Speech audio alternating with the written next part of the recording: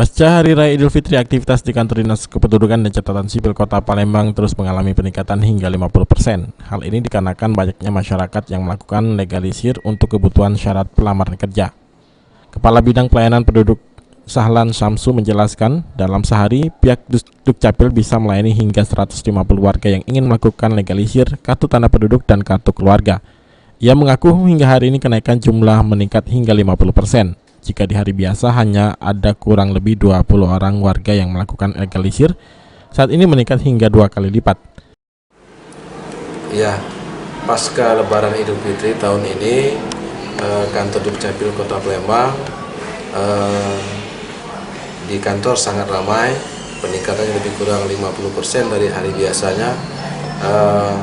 Selain dari legalisir dokumen kependudukan, yaitu akta kelahiran, kartu keluarga, dan KTP, juga ada legalisir lain, itu penggunanya adalah untuk PBDB, kemudian seleksi TNI AU, TNI AD, dan juga kepolisian.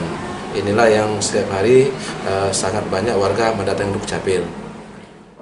Untuk melakukan legalisir, warga cukup membawa dokumen asli KTP, KK, dan bisa langsung menyerahkan kepada petugas loket yang telah disediakan oleh Disdukcapil. Sementara prosesnya sendiri hanya 1 hari. Amanda Lydia, PAL TV.